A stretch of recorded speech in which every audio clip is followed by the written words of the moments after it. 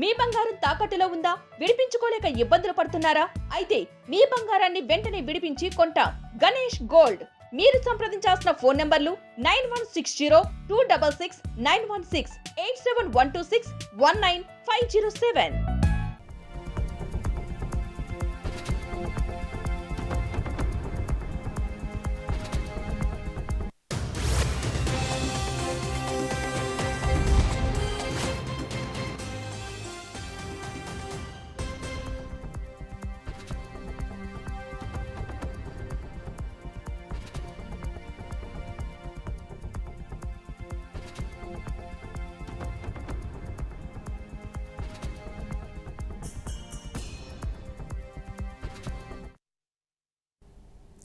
రష్యాలో విమాన ప్రమాదం జరిగింది. టైండా సమీపంలో AN-24 విమానం కుప్పకూలింది.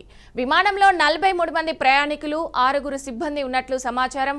రష్యాలో టేకాఫ్ అయిన కొద్దిసేపటి తర్వాత అదృశ్యమైన విమానం గమ్యస్థానానికి చేరువలో ఉండగా కుప్పకూలిపోయింది.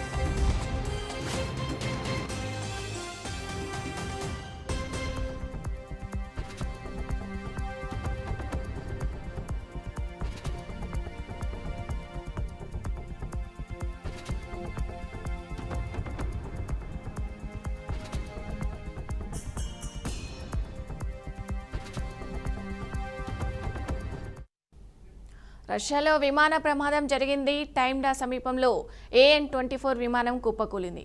విమానంలో 43 మంది ప్రయాణికులు, 6 సిబ్బంది ఉన్నట్లు సమాచారం. రష్యాలో టేకాఫ్ అయిన విమానం చైనా సరిహద్దుల్లోని ఈస్టర్న్ అమర్ రీజియన్లో విమానం ఎయిర్ ట్రాఫిక్ కంట్రోల్లో సంబంధాలు కోల్పోయింది. ఆ తర్వాత గమ్యస్థానానికి చేరువలో ఉండగా కుప్పకూలిపోయింది. ఇక ఇదే విషయానికి సంబంధించి మరింత సమాచారం మా అవుట్పుట్ ఎడిటర్ వెంకట్ అందిస్తారు. వెంకట్, ఇటీవల గుజరాత్ అహ్మదాబాద్ విమాన ప్రమాదాన్ని మరొక ఘోర విమాన ప్రమాదం చోటు చేసుకుంది. ఈసారి చైనాకి సమీపంలో చోటు చేసుకుంది. రష్యా చెందినటువంటి అంగారా ఎయిర్లైన్స్ ఈరోజు అంటే టేకాఫ్ అంటే ఆల్మోస్ట్ ల్యాండ్ అవడానికి కొద్ది నిమిషాల ముందు ATCతో సంబంధాలు తెగిపోయాయి. ఆ తర్వాత కొద్దిసేపటికే అది కుప్పకూలినట్టుగా మనకి స్పష్టంగా అర్థమవుతుంది. AN-24 అనే అంగారా ఎయిర్లైన్స్ చెందినటువంటి ఒక ఫ్లైట్ మొత్తం 50 మంది ప్రయాణికులు ఇంక్లూడింగ్ సిబ్బందితో కలుపుకుని 50 మందితో బయలుదేరింది. అది చైనాలో ఉన్నటువంటి అమూర్ ప్రాంతానికి వెళ్లాల్సిన అవసరం ఉంది. అది డెస్టినేషన్, అక్కడ ల్యాండ్ అవ్వాల్సిన అవసరం ఉంది. టేకాఫ్ అయింది, కొద్దిసేపు ఆల్మోస్ట్ కొన్ని గంటల పాటు ట్రావెల్ చేసింది. టైండా సమీపం అంటే ఎక్కడైతే దీని డెస్టినేషన్ ఎక్కడైతే ఉంటుందో, అంటే ఎక్కడైతే ఇది ల్యాండ్ అవ్వాలో ఆ ల్యాండ్ అవ్వడానికి సమీపంలో టైండా అనే ప్రాంతంలో ఒక్కసారిగా ఆ ప్రాంతానికి వచ్చిన తర్వాత ATCతో ఈ విమానానికి AN-24కి విమానానికి సంబంధాలు పూర్తిగా దిగిపోయాయి. సో అది కాసేపట్లో అదృష్టమైంది. ఆ తర్వాత దాన్ని ఫైండ్ అవుట్ చేసే క్రమంలోనే తెలిసింది ఏంటంటే అది కూలిపోయింది టైండా సమీపంలో. మొత్తం అందులో ఉన్నటువంటి అందరూ కూడా ఇంక్లూడింగ్ సిబ్బందితో కలిపి మొత్తం 50 మంది కూడా చనిపోయినట్టుగా, మంటలో కాలిపోయినట్టుగా తెలుస్తోంది. ప్రస్తుతం అక్కడ సహాయచర్యలు కొనసాగుతున్నాయి. అంటే దీని ప్రమాదానికి కారణం సాంకేతిక సమస్య అనే అనుమానాలు తలెత్తూ ఉన్నాయి. ఎందుకంటే ఆల్మోస్ట్ ల్యాండింగ్ కి దగ్గర అవుతున్న సమయంలో మరికొద్ది నిమిషాలు లేదంటే ఒక అరగంట లోపల ల్యాండ్ అవుతున్న క్రమంలో అక్కడ సిగ్నల్స్ ATCతో సంబంధాలు తెగిపోవడం, ఇక దానికి ఎటు పోవాలో తెలియని పరిస్థితిలో కుప్పకూలిపోవడం ఇదంతా జరిగిన నేపథ్యంలో అక్కడ అంతా కూడా భయానక వాతావరణం అయితే నెలకొందని చెప్పుకోవాలి. అంటే ఈ గుజరాత్ ప్రమాదం మనం చూసే గుజరాత్ అహ్మదాబాద్ విమాన ప్రమాదం ఎంత పెద్ద ప్రమాదం, ఎంతమంది చనిపోయారో మనం తెలిసిన ఆల్మోస్ట్ 240 మంది.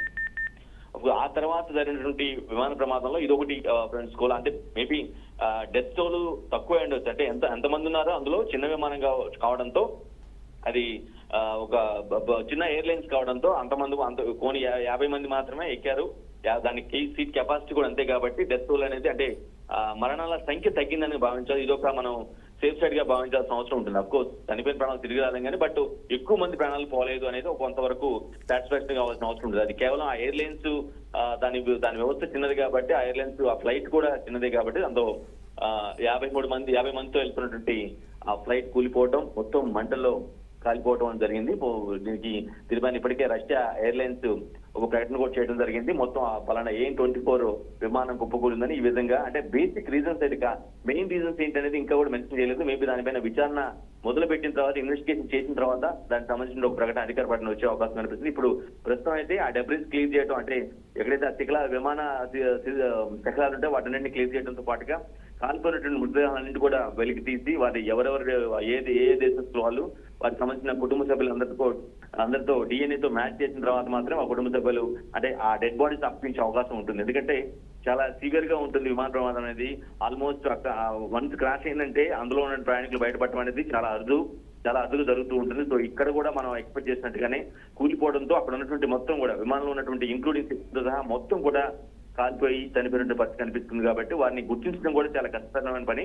సో DNA ప్రాసెస్ ద్వారా ఇదంతా జరుగుతుంది కాబట్టి వన్స్ క్లియర్ గా మొత్తం శకలాలు మొత్తం క్లియర్ చేసిన తర్వాత డెడ్ బాడీ మొత్తం తీసి పంపించిన తర్వాత ఆ కుటుంబ సభ్యులు అంటే లిస్ట్ ఆఫ్ ప్యాసింజర్స్ లిస్ట్ ని ప్రకటించిన తర్వాత కుటుంబ సభ్యులకు ఇన్ఫర్మేషన్ వస్తుంది. ఇన్ఫర్మేషన్ వచ్చిన తర్వాత దానికి సంబంధించినటువంటి DNA ప్రాసెస్ మొదలు పెట్టేసి డెడ్ బాడీస్ తప్పించే అవకాశం కనిపిస్తుంది.